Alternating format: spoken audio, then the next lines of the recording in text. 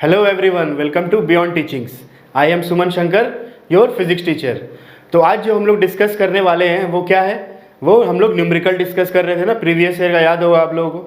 पिछले क्लास में हम लोगों ने क्या किया था, 2 शॉर्ट क्वेश्चन डिस्कस किए, ठीक है। 2 मार्क्स का एक था और एक 3 मार्क्स का था। तो इस टाइप के क्वेश्चन आते हैं, है ना, इससे related, reflection and refraction chapter से रिलेटेड। तो अभी जो हम लोग आज करने वाले हैं वो क्या है, थोड़ा लॉन्ग क्वेश्चन हम लोग डिस्कस करेंगे, ठीक है ना। तो सबसे पहला क्वेश्चन जो है ये है आपका 2017 का क्वेश्चन है और ये 5 मार्क्स का है, ठीक है। देखिए, करना हमें कुछ नहीं है, करना हमें वही है जो हम लोग क्या करते आ रहे हैं, शुरू से हम लोग जो करते आ रहे हैं चैप्टर में। न्यूमेरिकल के लिए सिर्फ मैंने बताया, आप लोगों को स्टार्टिंग में ही बताया है, सिर्फ कितने फार्मूला हैं, 2 फार्मूला हैं, ठीक है ना। और वो दो फार्मूला को हम लोग को यूज़ करना है और साइन कन्वेंशन लगाना है और उसके बाद उसको सॉल्व कर देना है, ठीक है। तो क्या है, बहुत आसान है, ऐसा कुछ इसमें कुछ मतलब मुश्किल है नहीं, ठीक है। तो देखते हैं ये क्वेश्चन बोल रहे हैं कि इसमें कि an object 6 centimetre in size, object है, ठीक है। ऑब्जेक्ट दिया हुआ है, एक ऑब्जेक्ट का साइज कितना दिया हुआ है, 6 सेंटीमीटर। यानी 6 सेंटीमीटर क्या है 6 सेंटीमीटर एच है, ठीक है। तो एच कितना दिया हुआ है, एच दिया हुआ है 6 centimetre. Height of the object है 6 सेंटीमीटर, ओके। उसके बाद वो बोल रहा है कि इस placed at 50 centimetre in front of a convex lens. कहाँ पे रखा गया है उसको 50 सेंटीमीटर में रखा गया है। और कौन सा लेंस है, कॉन्वेक्स लेंस है ना।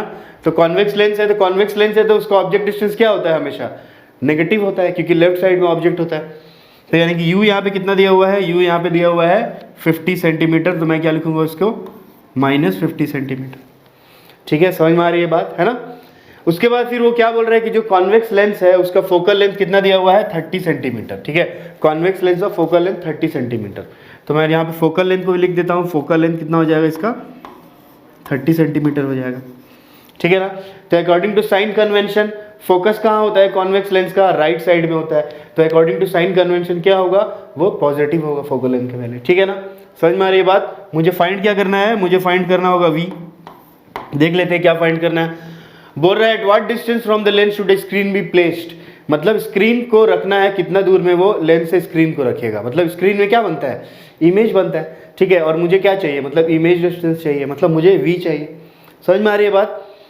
बोल रहा है कि on to obtain sharp image of the object find the nature मुझे निकालना है, इमेज का नेचर कैसा होगा, ठीक है। मतलब कि नेचर में क्या आता है, रियल होगा या वर्चुअल होगा, इरेक्ट होगा, ठीक है, या फिर कैसा होगा, इन्वर्टेड होगा। समझ में आ रही बात। ये पता करना है और साइज पता करना है मुझे कि इमेज का साइज क्या होगा। मतलब दूसरा चीज़ जो मुझे पता करना है वो क्या है, एच डैश। दूसरा चीज़ क्या पता करना है मुझे, एच डैश पता करना है क्या होगा, ठीक है। तो इतने सारे इन्फॉर्मेशन मेरे पास है। तो सबसे पहले मैं क्या करता हूँ, वी निकाल लेता हूँ। तो वी निकालने के लिए मैं कौन सा फॉर्मूला लगाऊंगा, बताइए कौन सा फॉर्मूला लगाऊंगा, लेंस फॉर्मूला लगाऊंगा। 1/v - 1/u = 1/f, ठीक है ना। लगा देते हैं। तो 1/v - 1/u = कितना हो गया, 1/f हो गया, ओके, ठीक है। यहाँ तक समझ में ये फॉर्मूला है। अब सारा वैल्यू मैं इसमें पुट कर देता हूँ, सिंपल। तो v का वैल्यू तो मुझे फाइंड करना है, माइनस u का वैल्यू कितना है, -50 है, ठीक है।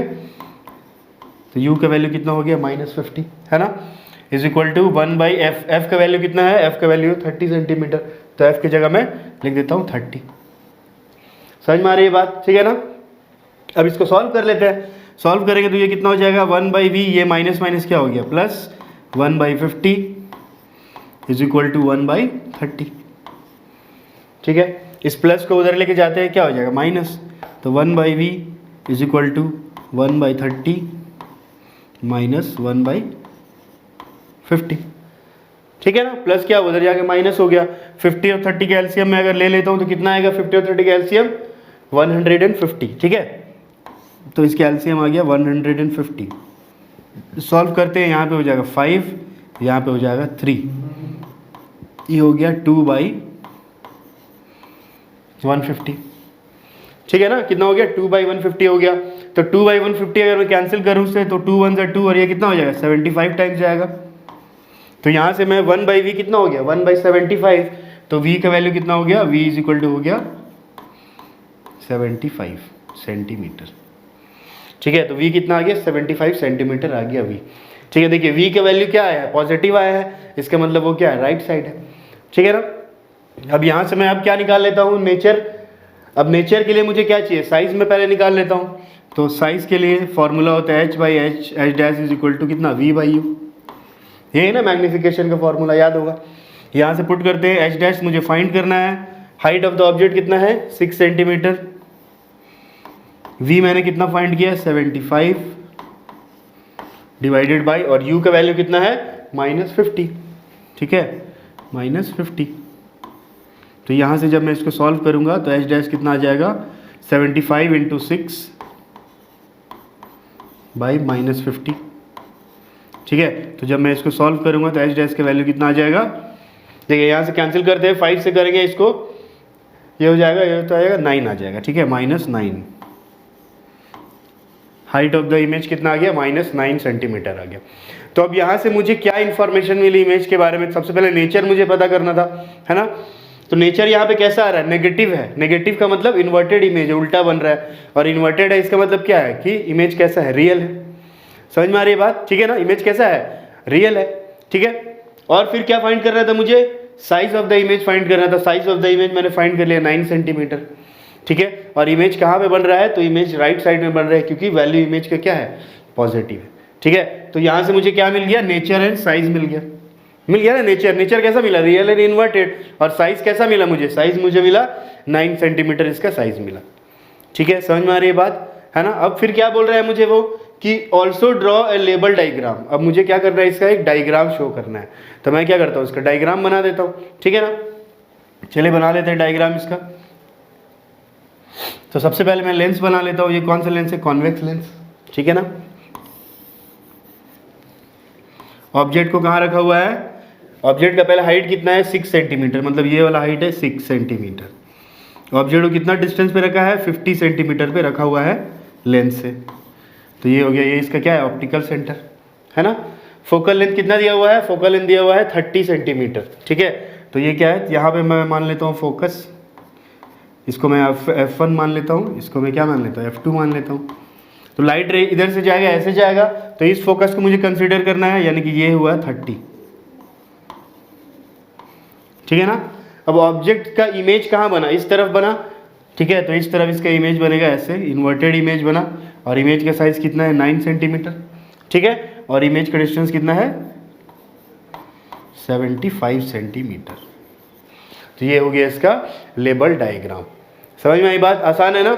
जो पूछता है सबसे पहले स्टेप वाइज जाते हैं हम लोग, फॉर्मूला से फाइंड करते हैं इमेज, और उसके बाद फिर उसका हम लोग क्या कर दिए, रे डायग्राम बना दिए, ठीक है ना। तो ये क्वेश्चन क्या था, 2017 का 5 मार्क्स का क्वेश्चन था। तो इस तरह के क्वेश्चन आते हैं। तो आइए देखते हैं नेक्स्ट क्वेश्चन के बारे में क्या है। तो ये हमारा है अगला क्वेश्चन है, ये भी क्या है 5 मार्क्स का क्वेश्चन है, और ये कब का आया हुआ है, ये 2015 का क्वेश्चन है, ठीक है ना। तो इस क्वेश्चन में क्या है, कभी कभी ऐसा क्वेश्चन भी दे देता है। देखिए एक पार्ट थ्योरी है, दूसरा पार्ट क्या है, न्यूमेरिकल है ना। तो थ्योरी वाला पार्ट पहले हम लोग जान लेते हैं। थ्योरी में ये क्या पूछ रहा है, बोल रहा है कि what is mean by refraction, write down the laws of refraction, ठीक है। लॉज क्या होता है रिफ्रैक्शन का, तो रिफ्रैक्शन का मैंने बताया था आपको। रिफ्रैक्शन क्या होता है कि लाइट क्या करता है, जब अपना मीडियम चेंज करता है ना, लाइट एक मीडियम से दूसरे मीडियम में जब जाता है तो क्या होता है, रिफ्रैक्शन होता है, ठीक है ना। और लॉज ऑफ रिफ्रैक्शन ही मैंने आप लोग बताया, कितना लॉ है, 2 लॉज है। पहला तो रिफ्लेक्शन वाला जो एक लॉ है, क्या है, incident ray, refracted ray and normal lies on the same plane. और दूसरा क्या है, स्नेल्स लॉ है, sine I by sine R is equal to constant. Constant को बोलते हैं रिफ्लेक्टिव इंडेक्स, ठीक है ना। तो ये आप लोग लिख सकते हैं, इसको आप लिख लेंगे। और ये अगर इसमें कुछ प्रॉब्लम होता है आपको, तो हमारा जो PDF नोट वेबसाइट में है उसमें सारा इसका सॉल्यूशन दिया हुआ है, ठीक है ना। रिफ्रैक्शन क्या होता है, लॉज ऑफ रिफ्रैक्शन क्या होता है, तो वहाँ से भी आप इसको जान सकते हैं, ठीक है। नेक्स्ट क्वेश्चन इसमें बोल रही है क्या है, न्यूमेरिकल पार्ट है, और ये क्या है, रिफ्रैक्शन का है, ये रिफ्रैक्टिव इंडेक्स का क्वेश्चन है, ठीक है ना। तो रिफ्रैक्टिव इंडेक्स के क्वेश्चन में रिफ्रैक्टिव इंडेक्स का पहले फॉर्मूला क्या होता था, याद होगा आप लोगों को, क्या होता था रिफ्रैक्टिव इंडेक्स का formula, n is equal to क्या होता था, v1/v2, यही होता था ना। अगर मुझे निकालना है, सपोज अगर मुझे निकालना है refractive index of medium 2 with respect to medium 1, तो मैं इसको क्या लिखता था, v1/v2, याद है ना, याद होगा। तो इसी फॉर्मूला को हम लोग क्या करना है, यहाँ पे यूज़ करना है। तो इसको यूज़ करते हैं। क्या दिया हुआ है, सबसे पहले बोल रहा है यहाँ पे कि लाइट जो है वो एंटर कर रहा है एयर से डायमंड में, ठीक है ना। लाइट कैसे एंटर कर रहा है, एयर से डायमंड में जा रहा है लाइट। इस तरह से मान लेते हैं कि ये क्या है, डायमंड है सपोज, है ना, ये एयर है, लाइट रे ऐसे आया और ये क्या कर रहा है, इधर जा रहा है ऐसे, ये इसका नॉर्मल लाइन में, ये चीज़ बोल रहा है एयर से डायमंड में लाइट जा रहा है, ठीक है ना। उसके बाद फिर वो क्या बोल रहा है कि द रिफ्रैक्टिव इंडेक्स कितना दिया हुआ है, किसका, into diamond which has absolute refractive index of 2.42। ठीक है, मतलब वो क्या बोल रहे हैं कि रिफ्रैक्टिव इंडेक्स दिया हुआ है, मतलब जब ये यहाँ से रिफ्रैक्टिव इंडेक्स क्या होता है, सबसे पहले चेंज इन स्पीड होता है, तो जब ये एयर से डायमंड में जा रहा है तो उसका चेंज इन स्पीड दिया हुआ है, यानी कि ये दिया हुआ है ना, यही दिया हुआ है ना।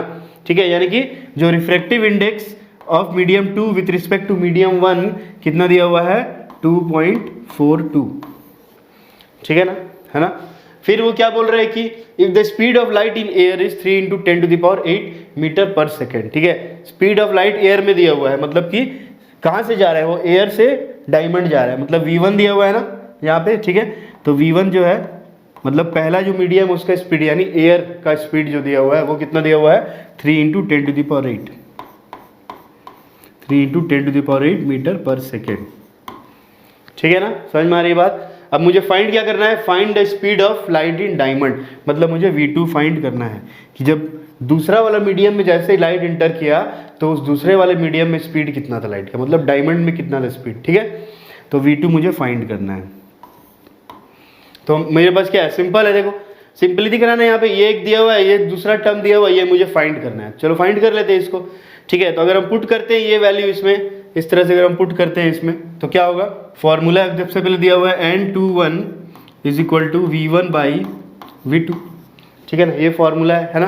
तो n21 का वैल्यू कितना है, 2.42। ठीक है ना, और v1 कितना है, speed of light in air यानी 3 इंटू 10⁸, और v2 क्या करना है, मुझे फाइंड करना है। समझ में आ रही बात। तो यहाँ से मैं v2 इधर चले जाएगा, ये इसके नीचे चले जाएगा, तो v2 इज इक्वल टू हो जाएगा 3 इंटू 10⁸ डिवाइडेड बाई 2.42, है ना। अब यहाँ से मैं क्या करता हूँ, ये पॉइंट को हटा देता हूँ, यहाँ पे 2 0 लगा देता हूँ इस तरह से।